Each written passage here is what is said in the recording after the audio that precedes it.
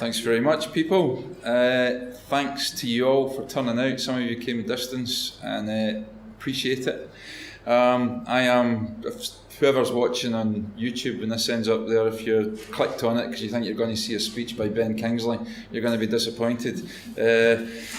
So anyway, it's time honoured at this part to say how great it is to be here, but I mean I was on a 12-hour night shift up until 7 o'clock this morning. I've still not been to bed yet, so in terms of places it's great to be. My bed's looking pretty good, but it is a tremendous privilege, and I'm honoured to be asked to come and do this talk with you, and talk also a little bit about the party that I've been privileged and honoured to lead for the last 7 months. It's only been that 7-8 months, really.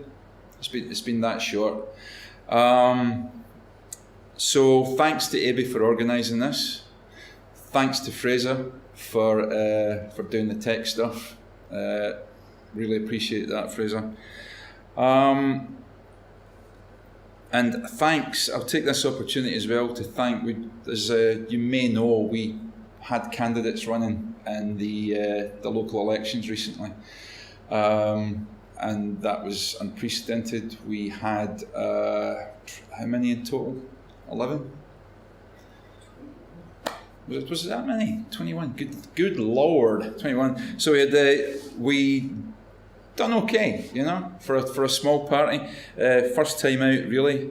So I want to thank all those that were involved in organising that. Peter, yourself, Daniel for getting 99 votes. Did you get your 99 red balloons in the post? No. It was actually 99 blue and yellow balloons, but never received them yet. Okay, I'll get on it. Thanks to him, and thanks to Stevie McNamara, our guy down in Kilmarnock, who's running a tremendous show. If I had 10 more Stevies in the party, would be going good guns. We are going good guns, but would be going even better because the guy's a powerhouse. So thanks to him, and thanks to everybody that made that possible. I've been asked to give you a talk today on libertarianism in Scotland. I'm tempted to say, have a look around the room. And this is it. But it's not quite that simple. There's a lot more of us out there. We do meet them from time to time. They come to the meetups. We've had them at the AGM. So there are plenty of libertarians in Scotland. When Murray Rothbard that was asked how many libertarians he thought there was? And how many did he think there was? 24. 24 in the world? Yeah. Okay, so there's at least 24 in the Scottish Libertarian Party. There's more than that, actually. We're doing very well.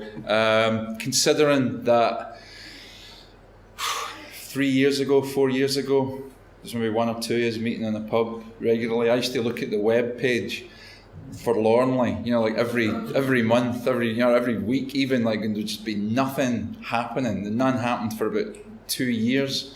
And then all of a sudden things came together, and I'd like to thank John Watson, actually, who's not here today, who was party secretary at one time, for the sterling work he did. The reason I'm involved, the reason I'm here today, and the reason probably we're all here today is because of John Watson. So I'd like to thank him for that if he gets to see this. And thanks to the previous leaders as well for doing their bit, Alan, Mark, and of course Logan, who was the original libertarian in Scotland. You've got this whole ball and roll. If you've not met Logan, he looks like stepped out of a movie about the Wild West. And he way back in the day, he started a branch of the SNP in America. But that's some time ago. Okay, so I'm going to talk to you about libertarianism in Scotland. I'll have a wee delve into the past, first of all. Well, Scotland, first of all, we're the oldest kingdom in Europe, or it's arguably the oldest kingdom in Europe. There's a few that claim that title. But I mean, when you consider England wasn't even a kingdom, there were still warring factions. Alfred the Great still had this dream of England when Kenneth MacAlpin had already been King of Scots. And that's an interesting sort of unique thing about Scotland. The King of Scotland was not actually the King of Scotland. He was the King of Scots. It's an important difference. The idea that he would be king of the land and ruler of the land itself was something that came from the Normans. It wasn't something that was here in Celtic Scotland. So what's our libertarian credentials? Well, you can take it back to the Declaration of Arbroath, 1320. There's the seeds, there's the beginning of libertarian ideas, at least the idea that your ruler was accountable to you. You know, in that declaration that was signed in Arbroath, it was really a letter to the Pope because, you know, Scotland was under the cosh from Edward I, and what they wanted to show was the legitimacy of Scotland as a separate entity to the Pope. You know, it wasn't just a region of the Pope had misinformation from Edward, who was in fact the son-in-law of Philip the Fair of France, and there was probably two papacies at that time, and Philip was in control of the one in Avignon. Philip was pretty much in control of the papacy. So Edward I was his son-in-law, and, you know, the propaganda he was getting was, well, look, Scotland's not a separate kingdom, it's really a region, and I'm their overlord, and they're in rebellion. And the idea of the Declaration of Arbroath was to say to the Pope, who was a big noise at that time, you know. People don't care too much about the Pope. It doesn't really matter what the Pope says too much these days, but what the Pope said kind of went in those days. So the idea of this declaration was to say, no, we're a separate entity. We are a separate nation with our own laws, our own customs, and Edward I has no right to tyrannise us. And we have our own king. But should that king, let me read, because the SNP, God bless them, are wont to, they used to quote, you know, everywhere you went, if there was an SNP rally, there would be and I used to be a member of the SNP many, many years ago when it purported to believe in independence. It still purports to believe in independence, but I believed them back then. Okay, they used to talk a lot about the Declaration of Arbroath, and everywhere you went, you'd be in pubs, any pubs that the SNP frequented, Bannockburn and Stirling, for example, there'd always be a Declaration of Arbroath up there. But I don't know when the last time somebody in the SNP looked at it, concerning their love affair with the European Union, because it says, yet, and it's talking about Robert the Bruce as their king, yet if he should give up what he has begun and agree to make his or our kingdom subject to the King of England or the English, we should exert ourselves at once to drive him out as our enemy and a subverter of his own rights and ours, and make some other man who is well able to defend us and our rights as our king. For as long as but 100 of us remain alive, never will we in any conditions be brought under English rule. It is in truth not for glory, nor riches, nor honours that we are fighting, but for freedom, okay? For that alone which no honest man gives up but with his life. So the concept of freedom itself, you know, we've all heard that axiom, give me liberty or give me death. You know, it's just for liberty alone, it's worth having in of itself. Never mind all the benefits that you get from it, just to have your own life and make your own decisions. So that was an important document, and it was it was unprecedented. This is you know, greater than Magna Carta, because Magna Carta was the barons looking after their own right. This was for the people. You know, the people have the right to throw out their king and put in another king who will actually take care of them and look after their rights. Then, and it's an important document because it's the basis. It's quoted as being one of the things that the founding fathers of the American Bill of Rights and their Declaration of Independence drew on, you know. And I don't know if you'd all agree with me here, when you look at the American Constitution and you look at their Bill of Rights, I think it's a thing of beauty, you know. When it says, you know, Congress shall not infringe on the people's right to defend themselves, or it says that, you know, Congress shall make no law concerning the establishment of a religion or the free expression there, or the prohibition of the free expression thereof. It's a thing of beauty, you know. It's just such a small, concise document. And in turn, when you look at European law and its voluminous, you know, it's like that wall. It's like a whole library of laws that it takes a team of New York lawyers to work out. You know, how is that good for people, and how is that good for liberty?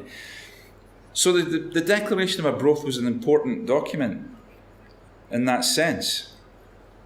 Then you come up a bit further to date, and then a bit further on. After we've had all our wars, after we'd bankrupted ourselves on the Darien expedition, and the whole Royal Bank of Scotland was involved even back then. The whole Royal Bank of Scotland thing, and Scotland was bankrupted. And our rulers felt that there was no other thing for it but to go into a union with England. The people were against it, but a sizable corrupt majority of our parliament were all for it, and it filled their own pockets as well. But it was not for the people it was done. So after that escapade, and we were a subdued nation. The good thing that came out of that was the Scottish Enlightenment. The Scottish Enlightenment that produced people like David Hume and Adam Smith, you know. These were great men with great ideas, great thinkers, and the Enlightenment produced such men of science, men of literature. The list goes on and on of these guys, and I have a list of them actually, so I don't have to do it from memory if I can find it. But we'll stick with Adam Smith and David Hume for the time being. I mean, Robbie Burns, even, you know, in terms of literature.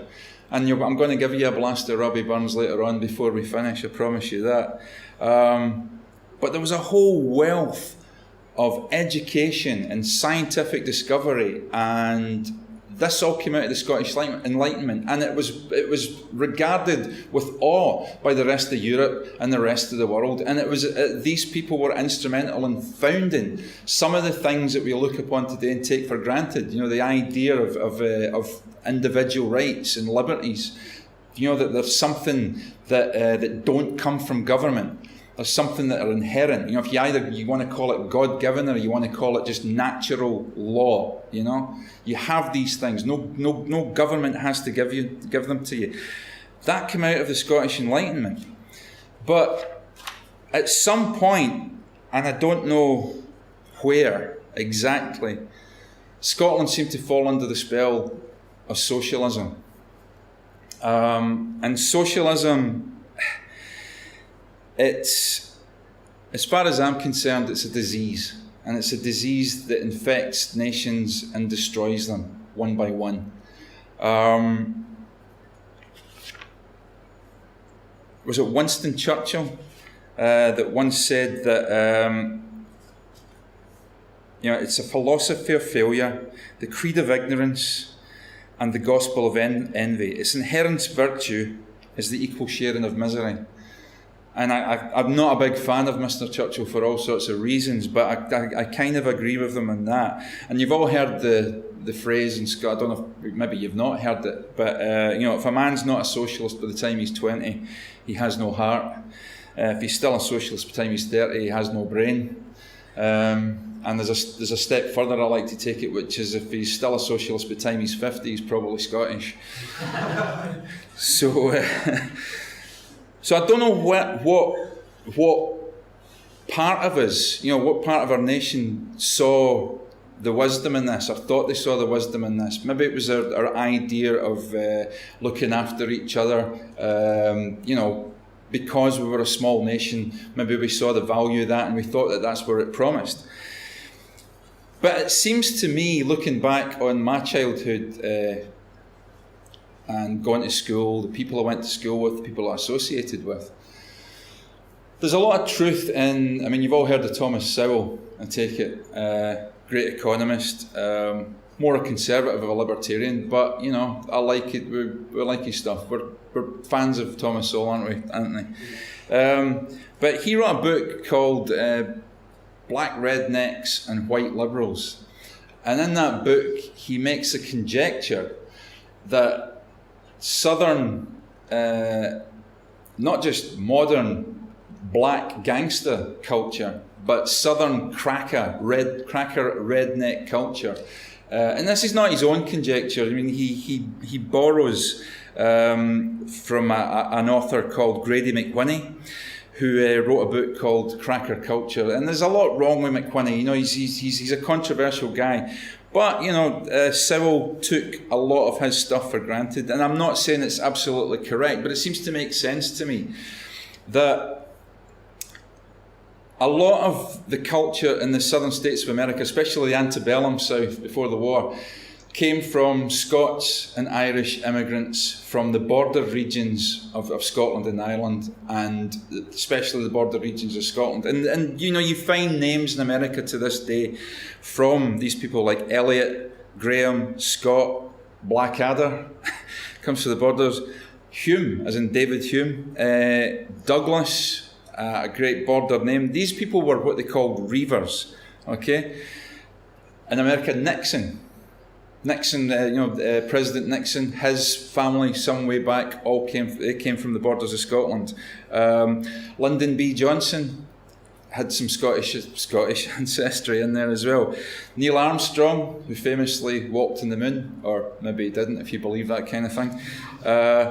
His family came from Langham in the 1970. After he'd done the moonwalk, he came to Scotland and actually visited the village of Langham because that's where his family were. Now, these people in the borders of Scotland were perforce violent. That was the times. You were constantly either defending yourself from raiders from over the border or from other neighbouring clans, and they lived by pillage and they lived by plunder. That's what you did. The land was poor. It wasn't very good for arable farming. So you just ate what you had, and when you finished that, you went and you stole what belonged to your neighbour, and then you lived off that. And there wasn't any hard and fast law that said that you couldn't do that. You know, the only crime was really getting caught or messing with somebody that was too big to mess with, and they came and filled you in. You know, that's basically what happened. And I think there's a lot of truth that culture of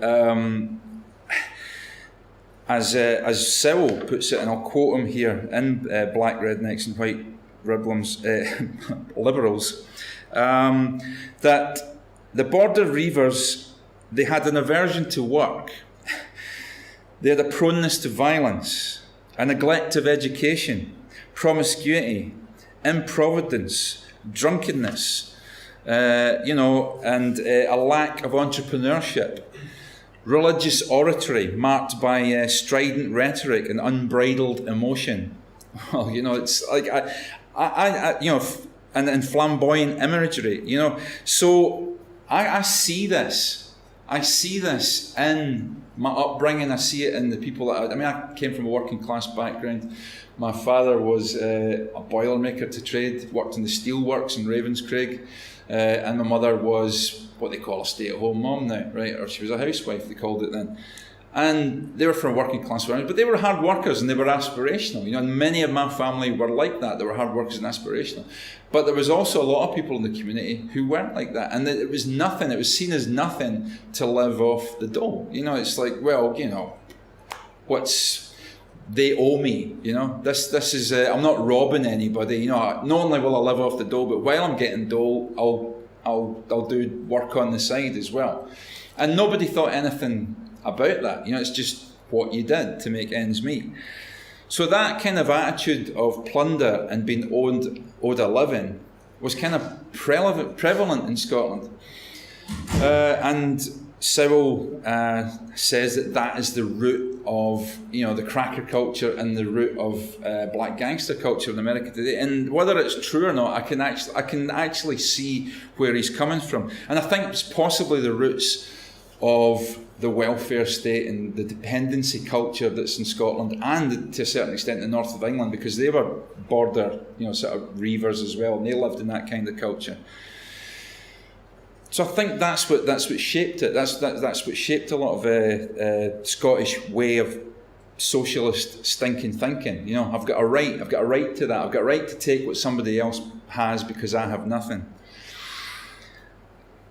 So that was the Reivers, and I think that's responsible for a lot of what purports to represent our nation today. Then you come to something like the National Covenant. National Covenant was another document written up in Scotland between... Okay, Charles I, as a king, decided that he wanted to impose his method of worshipping God on the Scottish people. Okay, he was an Episcopalian, therefore he wanted his subjects to be Episcopalian, and he was an absolute monarch, and he believed in absolute monarchy. He did no truck with this idea of a constitutional monarchy. You know, that was the tail wagging the dog as far as he was concerned, and he wanted to impose. It made sense to him. It had a liturgy. You know, there was none of this diversification of this person says that thing and that person says the next thing. No, we'll have the one liturgy, one word, and we'll have unity. And he tried to impose that in Scotland, and there was rebellion. People said the king has no right to impose his, religious viewpoint on people and force them to accept his form of religion. There should be freedom of religion. Unfortunately, the National Covenant then gave way to the Solemn League and Covenant. And this is about 1638. And the Solemn League and Covenant then became the opposite of what it set out to do. The Solemn League and Covenant then tried to force the king to then enforce everybody else to accept Presbyterianism and enforce Presbyterianism in England.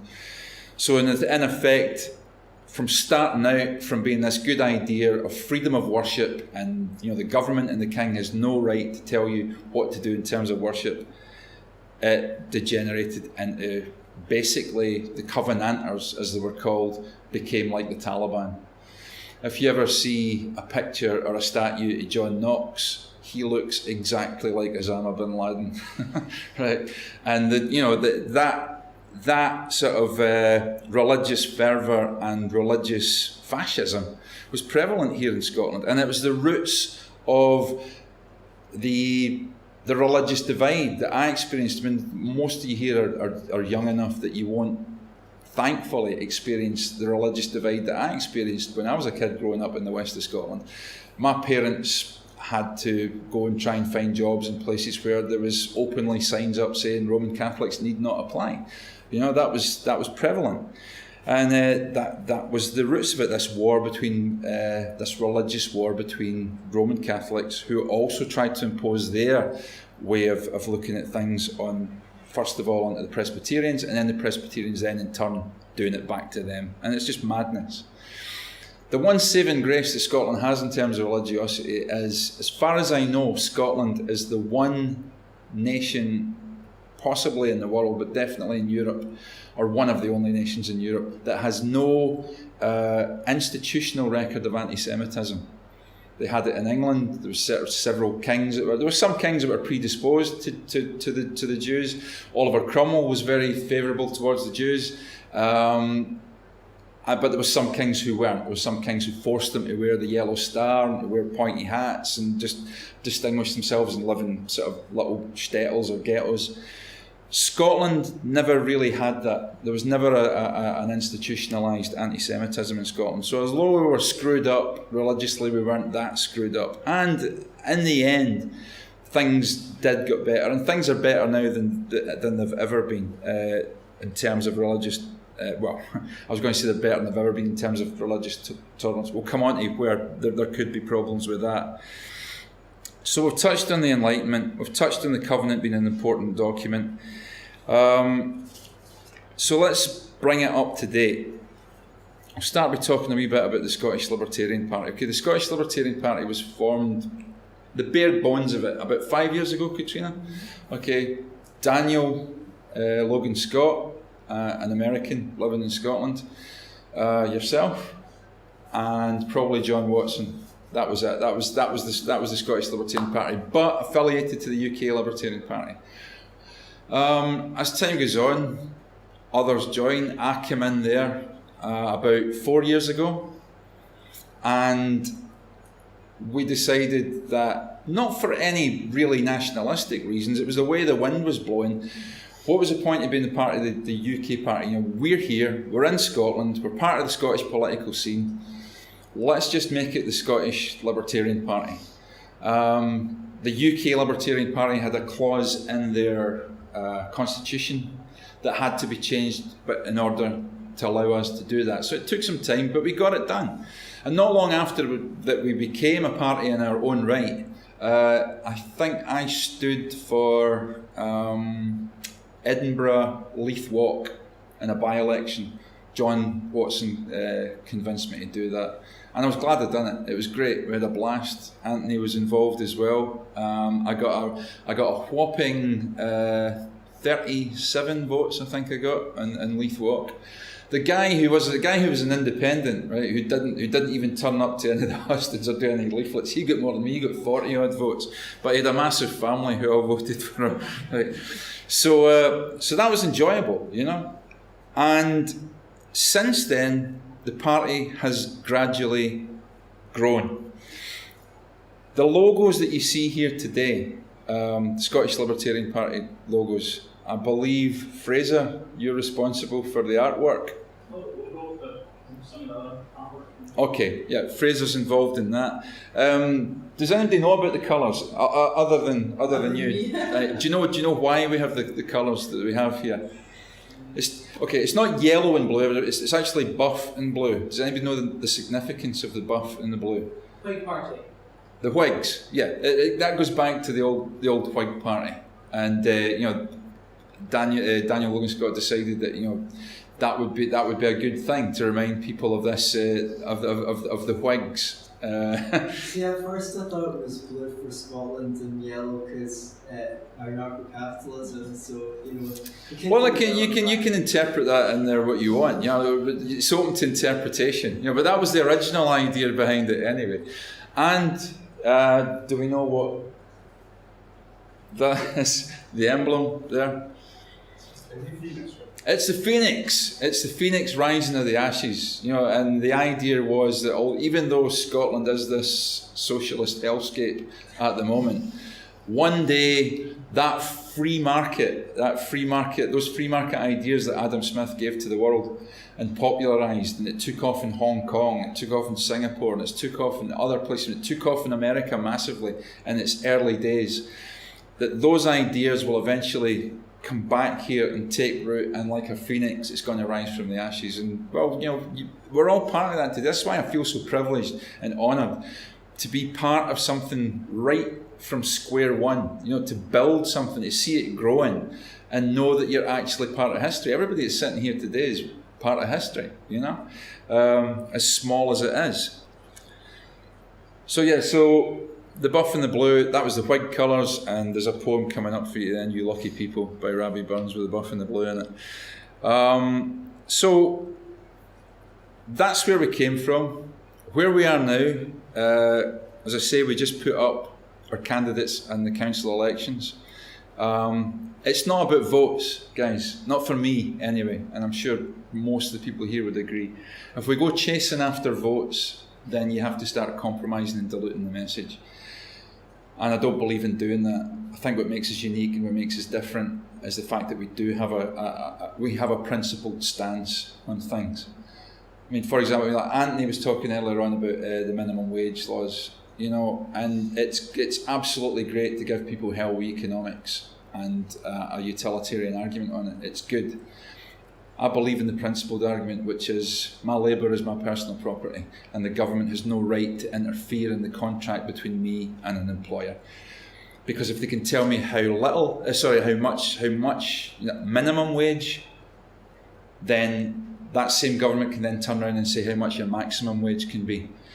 Then it can tell you where to work, then it can tell you when to work, then it can tell you what job that you're going to do, whether you like it or not. That's the principled stance for me. The government has no right to tell me who I can work for, when I can work, or how much I can charge for my labour, which is my property. So that's, we're a party of principles. And then when you've got core principles, from those principles, then you can extrapolate policy. You know, instead of policy now, if you go, okay, well, look, we haven't seen this thing before, this is something new. What do our principles say? And how do our principles affect how this policy is going to be shaped?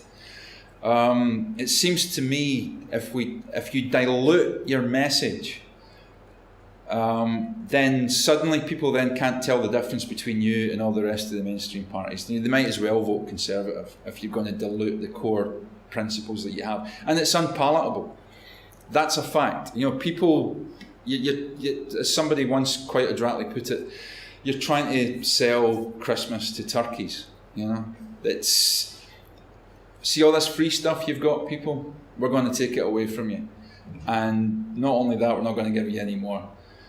But in return, we're going to give you liberty, we're going to give you the ability to take care of yourself. Instead of relying on government to take care of you and push you around and tell you what to do, because that's what will happen. Government will exact a price for its services. I think if we don't dilute that message, it's going to take some time. It's going to take, I think, maybe 10 years before people start to get it, before the penny drops on any grand scale. It's going to be hard work. It's difficult to watch. It's difficult to go to hustings and stand up in front of a room full of people and try and give account. You know, you're the unpopular guy. But hey, that's nobody said it was going to be easy. I done a hustings in Edinburgh for Peter, actually, because Peter was standing for Edinburgh Centre, and he didn't want to do it for whatever reason, or he couldn't do it. So I decided to stand in, and it was a NIMBY night. It was people from the Grass Market in Edinburgh, and the Grass Markets are busy. Well, it always has been. It was ever thus. They used to have hangings there and public floggings and stuff like that. So it was always busy and it was always noisy. But everybody had a bee in their bonnet about Airbnb. Okay, Airbnb was the devil itself. Right? I've got people next door. I've got flats next door to me. I've got flats upstairs to me. It's full of hen nights and it's full of stag do's, and I can't get any peace at night. And like, you know, this is when are you going to start regulating this Airbnb? And I'm the guy that had to stand up and say, well, I don't want to regulate Airbnb. In fact, I want to deregulate more, and I want to see more type Airbnb type things. That was a hard sell, believe me. And what really hacked me off that night, and it was Peter's gig, it wasn't mine, otherwise I might have been a bit more robust in some of my responses, but there was an older guy, and he took most of the floor for most of the night, and he was giving everybody hell, you know, and basically having a go at the council for being toothless, which the council is toothless. And that's something we would like to change as a party, is to devolve a lot of that power away from central government into local communities, so that people can make their own decisions. And you know, the council doesn't have to be toothless. But I had some sympathy for him, you know, and he asked me a question, and I couldn't quite answer it probably because I don't know the I'm not involved. I've never been a councillor, so I don't really know the machinations of how the council works. So I couldn't answer his question, you know, as succinctly as I would have liked to. So at the end of the thing, I went up to him and I spoke to him and I said, sorry I couldn't answer your question, sir. I'll need to do some more homework. And he immediately saw me as some sort of dog that was cringing to him, like, you know, and kind of like he raised himself up and he went, okay, let me tell you something. Let me tell you this. This is not America, okay? And I was like, okay, thank God you told me that. I thought I'd stepped through some sort of rip in the time-space continuum. You know, arrived in America. He was like, this is not America, and you're not the Tea Party. Let me tell you how we do things here in this country, right? We look after each other, okay? We're all about community. And like, by the way, you know, I said, well, I'm a libertarian, you know, we're, you know, as Hans Hermann Hoppe has said, like, you know, libertarian society must be more communitarian, not communist, but communitarian. I said, I'm all for the community, but, you know, give me a chance. He just sort of bulldozed over the top of me and says, no, you know, we don't need that. If you want that, why don't you go and live in America? I was like, oh God. Here, you know, have you ever heard the Adam Smith? You ever heard the David? You ever heard the, you know, this libertarian sort of ideology isn't alien. You know, it's not alien. It's not something that we're important. We gave it to the world, and now we're reclaiming it back. You want to talk about an alien ideology? How about socialism? You know, something that you imported from Soviet Russia and try to make it work here. But as I say, it was Peter's gig, so I didn't want to screw it up for him. But I felt like saying, well, you know, let me use the same logic straight back at you. So if you don't like the noise in the grass market, why don't you F off somewhere that's quieter, you know? But I managed to hold my tongue at that point. But that's what you get. You get from people that somehow libertarianism is this alien concept. Well, it's not. It's a Scottish concept. It's as at home here as it is in America, even more at home here than it is at America. And we have to fight for that. No, there's other obstacles to us at the moment. You know, there's difficulties, and they're not challenges. I don't like that word. People say it's a challenge. No, if you say to me, Tam, could you drink 15 pints of Guinness, and I'll give you 50 quid, that's a challenge. Okay, these are not challenges. These are difficulties. Some of the greatest obstacles we have in Scotland at the moment to liberty, probably I would put at the top of my list the SNP at the moment. I don't know if you've got a chance to read this. This is a leaflet I picked up at the No to Name Person meeting in Edinburgh. Named person is an insidious piece of legislation hatched by the SNP. And these things it's always think of the children, you know, that you have to, you know, something must be done. And I had my sympathies to any child who's gone through abusive parenting. But I don't think the answer is for the state to interfere in the family. It's a basic start of a tyranny. The first thing any tyranny does, whether it's the Soviet Union, whether it's Nazi Germany, whether it's Pol Pot in Cambodia, the first thing they did was attack the family. And thankfully, now don't get me wrong, when I say this, the Supreme Court overturned the Named Person Act that the SNP are bringing in. And if you're not familiar with it, just get one of these leaflets that are up at the back there and familiarise yourself with it, because it's tyrannical. But the Supreme Court in the UK blocked it and said you're going to have to go and have a rethink about this. And I like, now don't get me wrong, if the Supreme Court had said it was okay, it'd still be wrong. Okay, it's not a matter of what the Supreme Court thinks, but I'm just glad that they come up with this.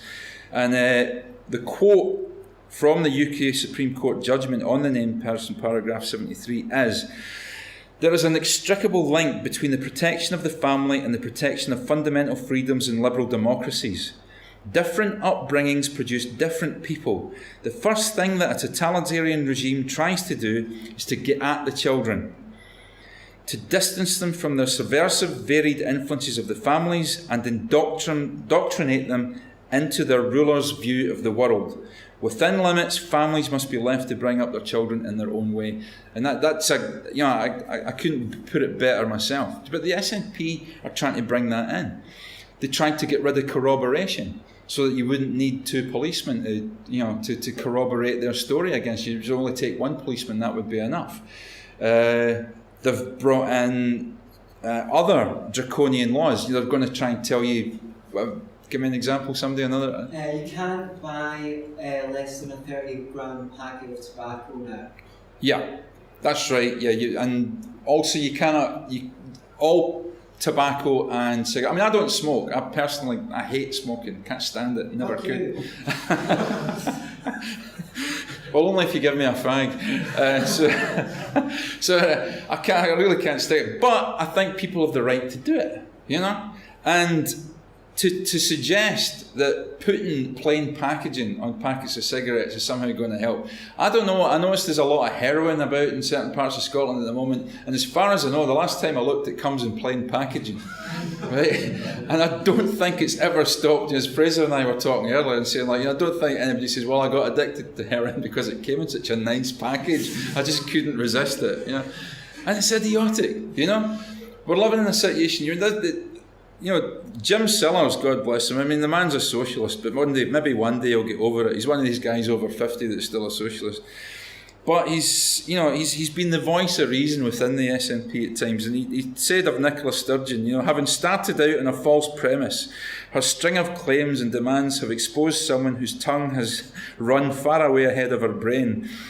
There's a fatal flaw in the SNP position. It's blind to the real nature of the EU. And he was talking about the SNP in connection with the EU. That's another insane thing about the SNP. They purport to be for independence. Now, look, a lot of people here will be ANCAPs, and it won't matter. You go, look, the state's a state. It doesn't matter whether it's a UK state or whether it's the Scottish state or whether it's a European state. I think the smaller that we can make the state, the better. If you want to get rid of it, great. But as a good start, let's not have huge government like the EU. Let's not even a slightly bigger government as like the UK. Let's bring the government as close as we possibly can. It's easier to convince 6 million people of your argument than it is to convince 66 million people, and that's kind of the way I look at it. But the Offensive Behaviour at Football Act, that's another one that the SNP have brought in. You can be arrested for singing a song, and people have. Not only in Scotland, you could be at a football game overseas, someone could film you singing a song that's deemed objectionable. And I'm not defending the songs themselves. Some of them are horrible, whether it be the ones on the Celtic side or whether it be the ones on the Rangers side. I mean, I have no time for that. I'm not even a football fan. But it's a song, and football games are heated. And the idea that you could film somebody singing a song overseas, and as soon as they get off the plane back here in Scotland, they can be arrested. Madness. Apparently you can vote and decide the destiny of a nation when you're 16. But you cannot buy alcohol and have a drink at your own wedding. Right? Or buy cigarettes at your own wedding when you're 16. I don't understand I don't understand the arbitrary way that they have a looking at this age thing. Or cutlery for your kitchen drawer. What's that? You can't even buy cutlery for your kitchen drawer. Can you not? It's a good job I don't buy cutlery until you're 18. Okay. It gets worse, I think they made laws against air rifles recently as well. You have to have a license now. They're gonna. I used to have an air rifle when I was a kid. I mean, you're supposed to be 17 to have one. I had one. I was about 13. So me and my brother used to shoot hell at each other with air rifles. I'm not suggesting that's a good thing, but we used to do it. It's just government. It's not even nanny. To call it a nanny state is to try and make it something benign. It's just tyranny, and these people don't see it. There's nothing worse. I think it was a C.S. Lewis that said, that at least the robber baron eventually, when he's got what he wants, will leave you alone. But when you're tyrannised by those who tyrannize you for your own good, they'll never be done. And the SNP have all the hallmarks of that. So, Police Scotland, the start of political policing in Scotland, the merging of all the police forces into one, with one chief constable who would be answerable to the government, although I think it was the other way around with Mr House. He's gone now, but it still remains the same shambles. But it's political policing. The police are there to do the bidding of the government, rather than protect and serve the public and preserve the rights and the property of the individual. You try and get a hold of the police now because your property rights have been violated, they're not interested. But if you sing a song, you'll be arrested. There are people actually physically assaulting people and getting away with, admonitions and warnings and, small fines. And yet, if you say something horrible on Facebook about somebody, you're going to get a visit from the police. I mean, do you all know about Count Dankula? Okay, right. I don't know if his case has come up yet. Now, don't get me wrong. People say it was because he taught the dog to do a Hitler salute. That wasn't quite the thing. For those of you who don't know, who might be watching this, Count Dankula was a Scottish guy. He's a YouTube broadcaster. Don't you hate those guys? And he, for a laugh, thought it'd be a good wheeze. His girlfriend apparently was a bit of a kind of right-on lefty, and she had a cute little pug dog, if you find those kind of things cute, and he thought it would be a laugh to wind her up to teach the dog to do a Nazi salute. However, the trigger for the dog to do that was he would say, "Gas the Jews." Right? So he said, so it was like, "Gas the Jews," and the dog done that. So people objected, and he found himself getting a visit from, I think it was up to 5 policemen. He was arrested, charged, and he's charged with hate crimes. His case is going to come up. And it's been dragged on and on. The cost to himself personally in terms of monetary terms, I don't know whether might not be him, it might be the state who's paying for his legal fees. But in terms of the cost, in terms of his social life, in terms of his... all right, you could argue that it was a stupid thing to do, but is it really worth arresting somebody for that? Where is the harm, injury, or loss? I demand to know. So that's the SNP. I don't really need to say much more about them. I've gave them far too much publicity, to be quite honest with you. The Labour Party, well, they're not much better. Feminism, it's the illiberal and tyrannical side of that is pervading the universities. For that, I feel foolish telling anybody here who's a student about universities. You'll know Edinburgh University's terrible for, safe spaces, trigger warnings, forcing young men to go on, sexual awareness courses, which are, of course, or gender awareness courses, which are in fact feminist courses. And these are all attacks on liberty and on free speech. But nobody sees it like that, and we have to be the ones out there making that point. Environmentalism, with the emphasis on mental. You've got the Green Party, or as I like to call them, the SNP Gardening Division. Okay, you say, okay, Tam, come on, who's not against? It's not as if I want to go around setting fire to tyres and dumping them in rivers. Like, everybody cares about the environment. But there is stuff that is going on in the environmental movement at the moment which is just nonsensical, and it's got nothing to do with any science. And again, it's the tyrannical approach. If you've got anything to say, you just go, well, okay, I don't think the science in this is settled.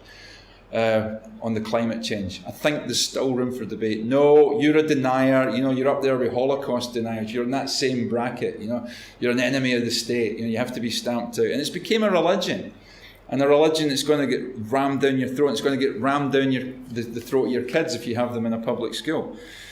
So there's environmentalism, and there's also. Can I just say the last thing that is remotely a threat to your personal liberty and freedom is militant Islam. It may be it's not maybe, it can be a danger to your physical person, but I don't think it's any danger whatsoever to our freedom of speech. They don't have that kind of power. The only people who are more in danger of affecting that are people who want to ban us from singing songs, ban us from saying things, ban us from having meetings, and introduce illiberal laws. Militant Islam doesn't have the ability to introduce illiberal laws. The government does, So there's that. But these are problems that are not insurmountable. They're tough. They're difficult. It's hard. It's going to take time. But I think the battle, if not won, look, I think the fight is worth fighting just for the sake of it.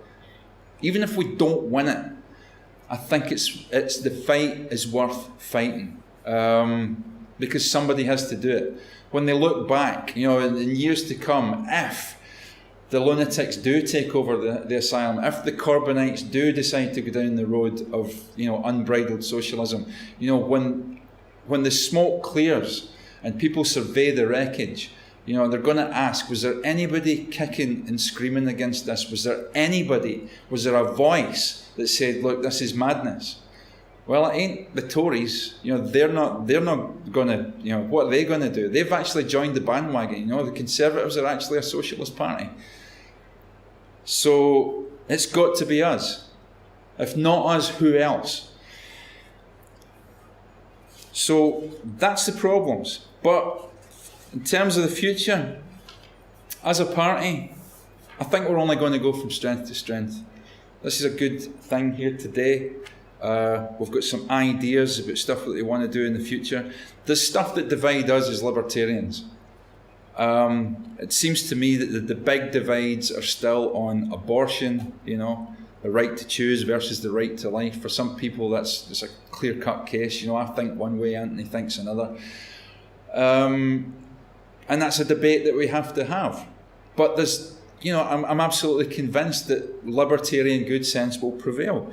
Intellectual property rights is another argument that libertarians have. Israel, another stumbling block that's an argument amongst libertarians. Immigration has recently become a stumbling block. But these things, as the Apostle Paul said in the New Testament, there needs be heresies among you so that which is the truth becomes manifest. We need to have these debates, and we need to respect each other's opinions within the libertarian. It's no good just going, you're not a libertarian, because somebody comes up with an idea that's slightly, off kilter. It has to be debated, it has to be talked through. But the saving grace is, even though we've got these differences, what we all agree on is that we don't know how to run or centrally run an economy. And that's, Anthony and I have talked about this before. That's a good starting point, because that way we don't have to force each other to carry out our own, our particular idea of economic madness. I don't know if you've ever heard of a guy. He's called Bill Phillips. Bill Phillips is a guy. He was from Croydon. He lived in Croydon. I think he was originally from New Zealand, and he invented a machine. It was called the Monetary National Income Analog Computer, right? MONIAC, it was called for short. After the war, he'd been a Japanese prisoner of war camp. He was a clever guy, he was an engineer. He decided to take old World War II bomber parts, Lancaster bomber parts, cobble them together and run water through them and turn them into a machine that could predict economic outcomes. Don't ask me how it worked, right? But this is what he done, and he built about 12 of these machines. And I think there's still a working one left in Cambridge University. But they went far afield. The monetary department in Guatemala had one, and and they were fine tuned, for the amount of water to run through them and so forth, so that particular country could make predictions about their economy on how this machine worked. Now, if that sounds absolutely absurd, it's no different to how governments are actually trying to run economies today. They're still trying, it's not as crude as that, but they're still trying to use a machine. And there's that old adage of Bastiat, Frederick Bastiat, and I know Anthony's a big fan of Bastiat, and he got me into him, and I think he's fantastic as well. There's some books up the back from Bastiat as well. And I don't know if you've ever heard of the who feeds Paris question. At some point in the 1880s, Bastiat took a trip to Paris and he had an epiphany, okay? On entering Paris, which I had come to visit, I said to myself, here are 1 million human beings who would all die in a short time if provisions of every kind ceased to flow toward this great metropolis. Imagination is baffled when it tries to appreciate the vast multiplicity of commodities that must enter tomorrow through the barriers in order to preserve the inhabitants from falling a prey to the convulsions of famine, rebellion and pillage. And yet, all sleep at this moment, and their peaceful slumbers are not disturbed for a single instant by the prospect of such a frightful catastrophe. On the other hand, 80 departments have been labouring today without concert, without any mutual understanding for the provisioning of Paris. How does each succeeding day bring what is wanted? Nothing more, nothing less, to so gigantic a market.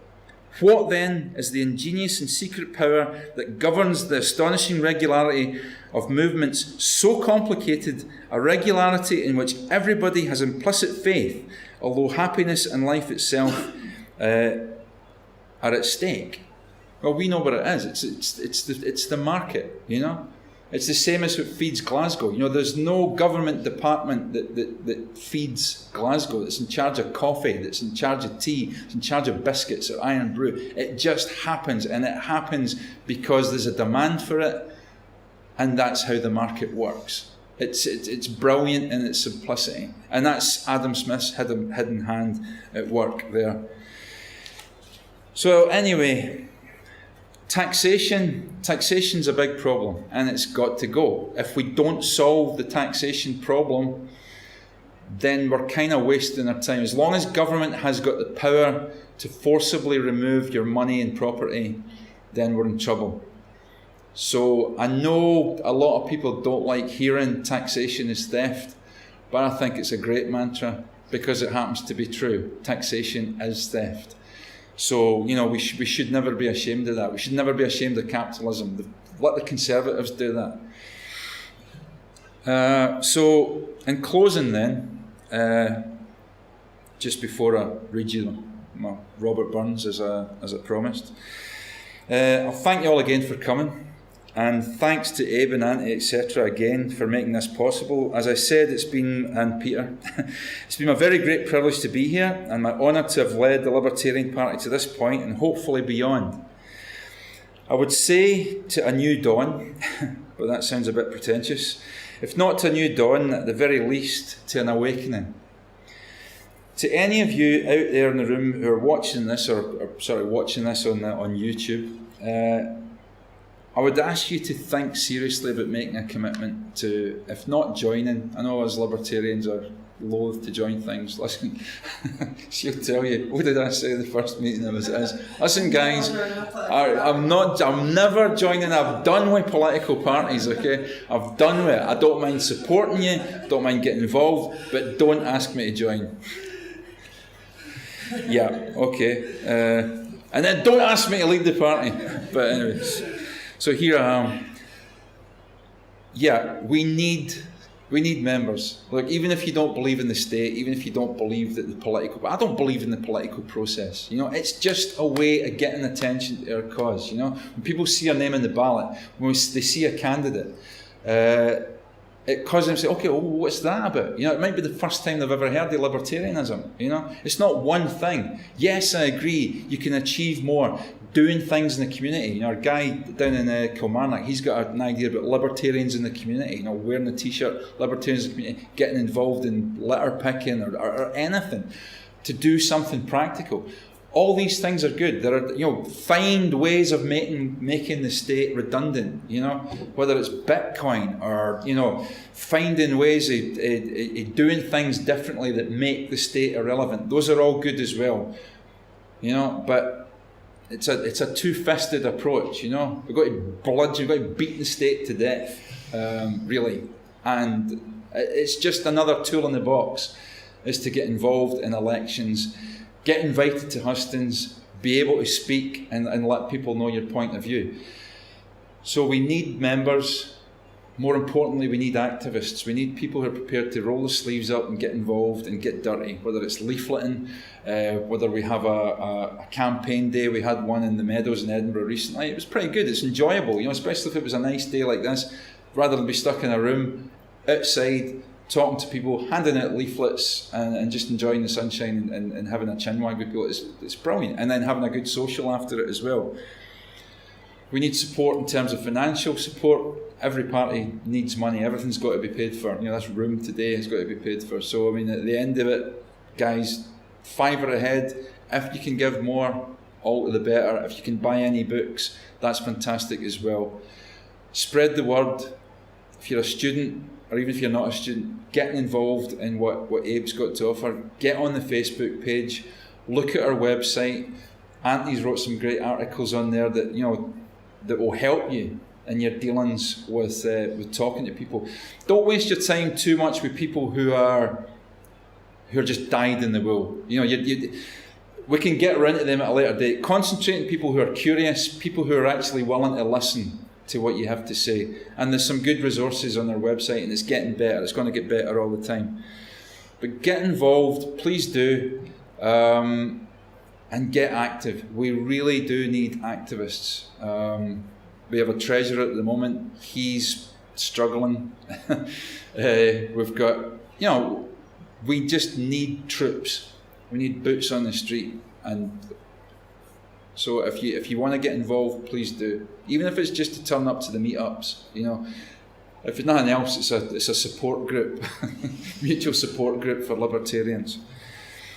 So, and look back one day and be able to say, you know, that you made a difference.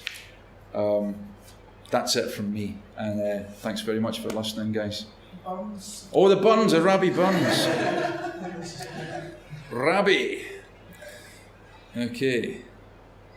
Just pardon me while I whip this out. The poem that is. Yeah, exactly. You haven't seen Blazing Saddles, have you? Okay, poem by the famous Scottish poet Robert Burns, he of the Enlightenment that I mentioned earlier.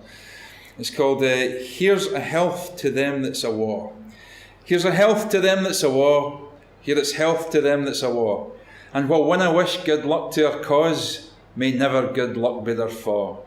It's good to be merry and wise. It's good to be honest and true.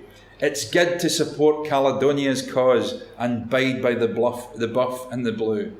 Here's a health to them that's a war. Here's a health to them that's a war. Here's a health to Charlie, the chief of the clan, although that his band may be small. May liberty meet with success. May prudence protect frae evil. May tyrants and tyranny tint to the mist and wander away with the deal. Thank you very much. Too kind or too desperate to leave.